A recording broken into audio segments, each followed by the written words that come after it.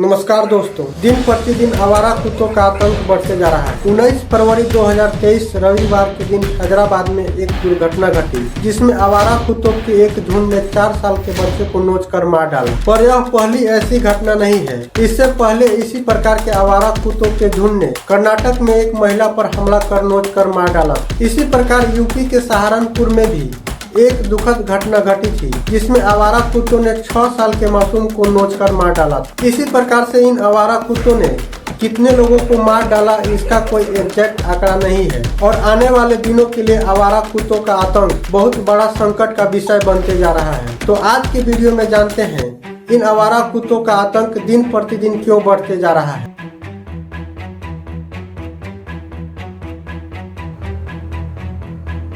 एक सर्वे के अनुसार भारत में आवारा कुत्तों की संख्या लगभग 62 मिलियन बताई गई है, यानी कि 6 करोड़ से ज्यादा आवारा कुत्ते भारत में रहते हैं। वहीं पालतू कुत्ते की बात करें तो पिनकिन नाम की वेबसाइट के अनुसार भारत में 2 करोड़ 2 लाख पालतू कुत्ते हैं और 2023 तक पालतू कुत्ते की संख्या बढ़कर करीब 3 करोड़ 10 लाख के आसपास होने का अनुमान लगाया गया है। हर साल भारत में जानवरों द्वारा लोगों को काटे जाने की मामला की संख्या करीब 2 करोड़ के आसपास हो सकती है, जिनमें से करीब 92% मामले कुत्ते द्वारा काटे जाने की होती है, जिसमें कुत्ते द्वारा ज्यादातर बच्चे और महिलाओं को काटा जाता है। विश्व स्वास्थ्य संगठन WHO के अनुसार विश्व में रेबीज से मरने वाले लोगों की संख्या में से 36% मौतें भारत में ही होती है। वहीं हर साल रेबीज के 100% मामलों में से 30 से 60% मामले में पीड़ित लोगों का उम्र 15 साल से कम होता है। रेबीज एक घातक वायरस है। रेबीज लाइसा वायरस के कारण होता है, जो संक्रमित जानवरों को काटने से फैलता है। ज्यादातर रेबीज बिल्ली, कुत्ते, चमगादड़ आदि को काटने से होता है। यह वायरस संक्रमित जानवरों की लार से फैलता है। यहाँ तक कि यदि लार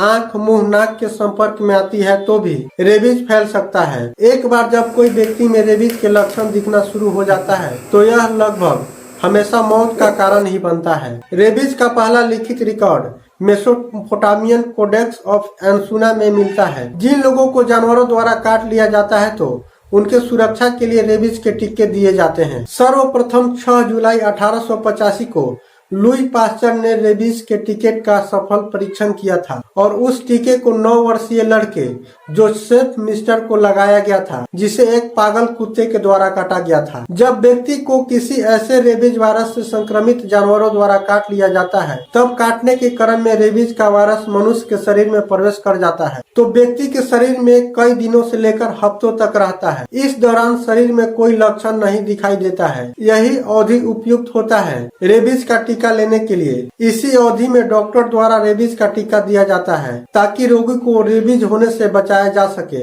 इस चरण को इनक्यूबेशन। इसके बाद अगला चरण होता है प्रोड्रोमल। इस चरण में रेबीज वायरस तंत्रिका तंत्र में प्रवेश कर जाता है और शरीर की इम्यून सिस्टम को प्रभावित करने लगता है और साथ ही साथ तंत्रिका तंत्र को क्षति पहुंचाने लगता है, जिसके कारण शरीर में फ्लू, झुनझुनी, दर्द, सुन्नता जैसे लक्षण देखने को मिलता है। रेबीज के इस चरण में पहुंचने पर कोई प्रभावी उपचार नहीं किया जा सकता है। इसके बाद अगला चरण होता है एक्यूट न्यूरोलॉजिक। इस चरण में रेबीज वायरस आपके मस्तिष्क और रीढ़ की हड्डी को नुकसान पहुंचाना शुरू कर देता है और इसके बाद लोग कोमा में चले जाते हैं और उनकी मृत्यु तक भी हो जाती है। अब जानने की कोशिश करते हैं आवारा कुत्तों द्वारा हमला करने के कारण क्या हो सकते हैं। वैसे तो इंसान और कुत्ते का साथ हजारों साल पुराना है। प्राचीन समय से ही कुत्ता इंसानों का सबसे वफादार जानवर है। इसका प्रमाण कश्मीर स्थित बुर्ज होम से भी मिलता है, जहां आज से कई हजार साल पहले एक इंसानी कब्र में उनके साथ उनका प्रिय जानवर कुत्ता को भी दफनाया गया था। वैसे तो आमतौर पर कुत्ते का व्यवहार इंसानों के लिए दोस्ताना रहा है, लेकिन आवारा कुत्तों का कहानी थोड़ी अलग है। Indian institute of science education and research Kolkata के रिसर्चर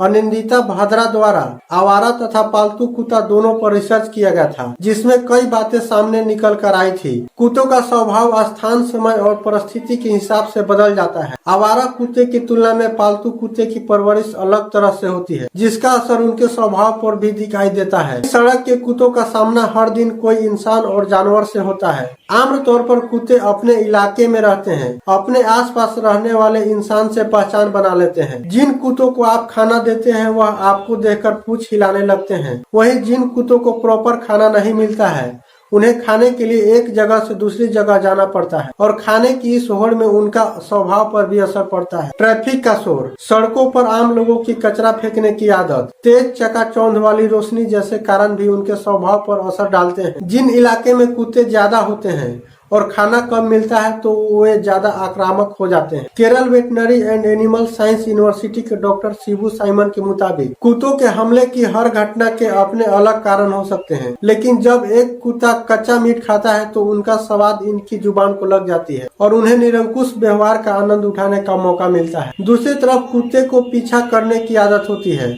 और जब कुत्ता किसी को भागते हुए देखता है तो उनका पीछा करने लगता है और उसे महसूस होता है कि वह बलवान है तो हमला नहीं करता है, पर उसे लगता है कि वह कमजोर है तो हमला कर देता है। इसलिए कुत्ते सबसे ज्यादा बच्चे और कमजोर लोगों पर ही हमला करते हैं। वेटनरी डॉक्टर के मुताबिक कुत्तों के काटने के ज्यादातर मामले इलाके की लड़ाई और सुरक्षा से जुड़े होते हैं। हर कुत्ता अपने इलाके का निर्धारण करके रखता है, पर उन्हें ऐसा लगता है कि इंसान उनके इलाके में घुस रहा है तो ऐसी स्थिति में वह आक्रामक हो जाता है और हमला कर देता है।